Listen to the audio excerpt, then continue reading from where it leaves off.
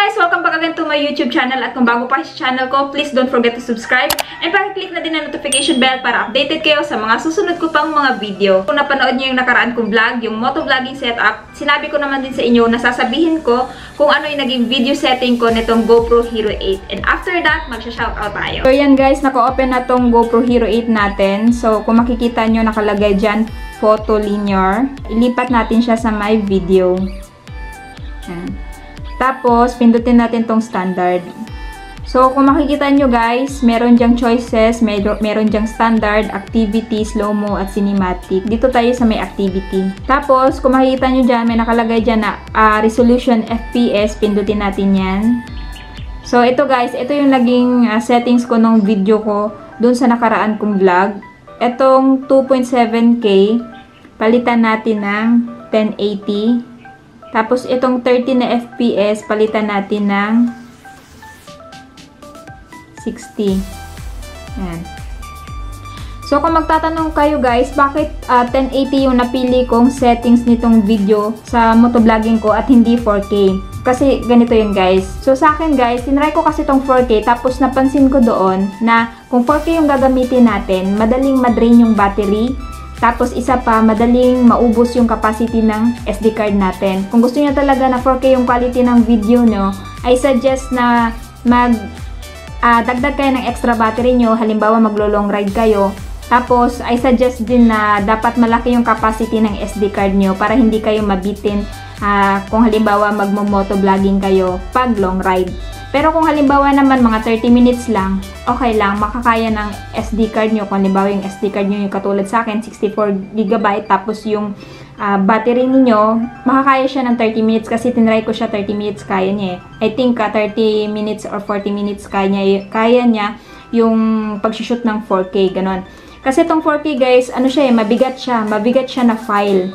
And isa pa guys, I suggest na if ever na ilalagay nyo na to, itatransfer nyo na to sa desktop or laptop nyo, dapat meron kayo naka-install na HEVC para ma-read yung file niyo. Next, yung naging settings ko, yung lens niya.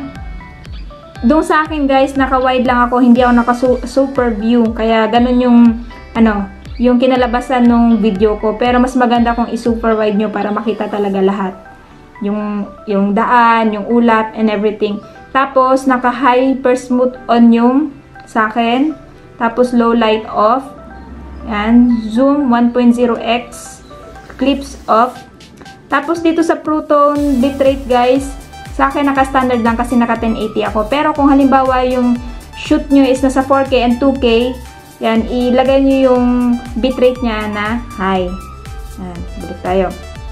And then next, shutter.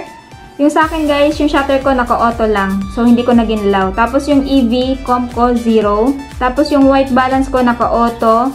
ISO ko naka-100. ISO max ko naka-1600. Tapos sa akin guys, yung sharpness ko naka-medium. So, bakit naka-medium yung sharpness ko? Bakit nilagyan ko siya ng sharpness? Kasi ganito yung guys. Kung hindi ako magsha-sharpness guys, yung quality ng video ko parang magbe-blurry siya, magbe-blurred siya. So, ginawa ko, minedium ko siya. Para hindi siya blurry tingnan. Ganun. Tapos, yung color na pinili ko is itong GoPro Hero 8. Yan. So, hindi ko na ginalaw yan. Tapos, yung raw audio ko off. Wind on. So, in-on ko yung wind niya. Kasi nakalagay dito, wind reduction on. Always filters out excessive wind.